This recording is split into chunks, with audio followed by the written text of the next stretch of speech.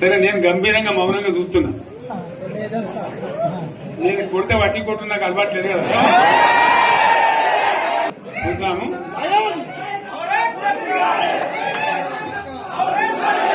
నా రోజులు కానీ అన్నట్టుగా నేను చూస్తా ఉన్నా. కానీ మనోళ్ళందరూ కూడా ప్రతిపాదిస్తున్న ఏంటంటే, ఒక సంవత్సరం జరిగిపోయింది, సంగమేశ్వర ఆన్నే పన్నది, బసవేశ్వర ఆన్నే పన్నది, పాలమూరు ఉత్పత్తుల పథకం ఆన్నే పన్నది, కాళేశ్వరం అట్లా ఎండబెడుతున్నారు, ఇవన్నీ అన్యాయాలని. కాబట్టి ఫిబ్రవరి నెలాఖరులో ఒక పెద్ద బహిరంగ సభ పెట్టాలి, మీరు కథ చూడాలి జరుగుతూ ఉంది.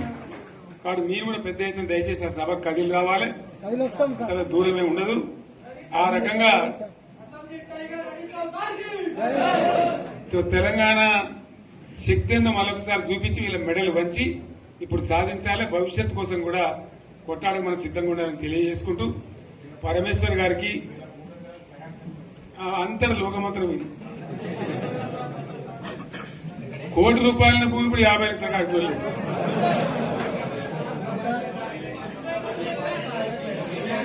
ఈ ఒక్కని బాధ ఒక ఆయన వచ్చింది, మన ఒక ఆయన ఒక 10 మంది వచ్చారు హైదరాబాద్కి. అందులోకి 2 ముస్లిం సోదరులు వచ్చారు. साहब सोब तबाह हो गया, इफलासी मुफलसी बच्चे क्या दबे होगा। तुम्हारा क्या हुआ बहन, तुम्हारा क्या हुआ, तुम हैदराबाद में तुम लोग हैं। मेरा कारोबार है साहब, मेरा छोटा मोटा कारोबार है, होटल भी है, 70% गिर गया। हर कोई पूछ रहे, हर कोई केसीआर को याद कर रहे सामान వాళ్ళు మాట్లాడుతున్నారు. ఎక్కడ ప్రతి ఒక్కరు భూముల ధరలు పోయినాయి, మన్ను పోయినాయి, మసాలా అన్ని పోయినాయి. ఎంత మంచిగా 4 ఎకరాల రైతు నేను 4 కోట్ల ఆసనగా అనుకుంటుండే, అంత ధీమా ఉంది, ఎంత బాగుండే. హైదరాబాద్ నుంచి అడిగితే కూడా వచ్చి మనం ఇవ్వకపోదాం భూములు, డిమాండ్ పెరగానని. అంత బ్రహ్మాండంగా మారుమూల ప్రాంతంలో కూడా 40 లక్షలు 50 లక్షలు ఎకరానికి ఉండే. అటువంటిది సగానికి సగం పడిపోయి మొత్తం నాశనం చేసింది. వీళ్ళు ఇట్లే వదిలిపెడితే ఇంకింత నాశనం అవుతుంది. కాబట్టి మనం కొట్లాడాల్సిందే. నేను ఇంకొక మాట మీకు చెప్తా.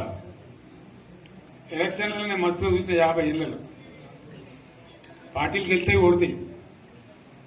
ఇంత మాయలు ఏడాది లోపలనే కాంగ్రెస్ పార్టీ దొరికితే కొడతామని అన్నంత గొప్పగా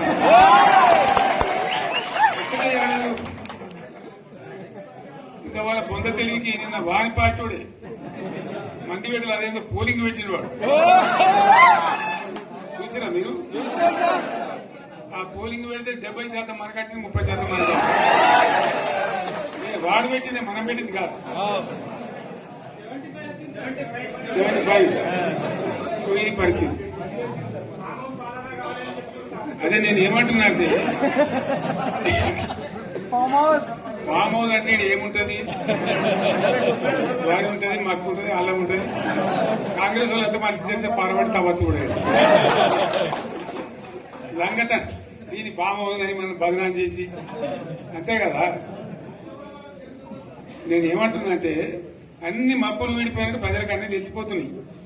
మంచి ఏంది, చెడ్డ ఏంది, ఏం జరిగింది అన్ని ఇంకా ఘోరమైందని చెప్తున్నా. వీళ్ళ తెలివితక్కువతనానికి ఏమైంది? నిన్న మొన్న రిపోర్ట్ వచ్చింది. Comptroller and auditor general of India అని కాగ్ అంటారు దాన్ని. కాగ్ రిపోర్ట్ వచ్చింది. పోయిన సంవత్సరం మన గవర్నమెంట్ లో వచ్చిన ఆదాయం కంటే 13,000 కోట్ల రూపాయల ఆదాయం తగ్గిపోయింది. ఇంకా మార్చి పోయే వరకల్లా ఇంకో 3-4 కోట్లు అవుతుంది. అంటే 15,000 కోట్ల ఆదాయం పోతుంది.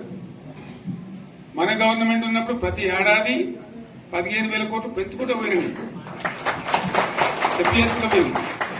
ఏడాది 10 నుంచి 15,000 కోట్ల ఆదాయం పెరిగేది మన టైంలో. అంత జాగ్రత్తగా మనం వ్యవహారం చేస్తాం. ఇలా ఉల్టా 15,000 కోట్లు పడిపోయింది.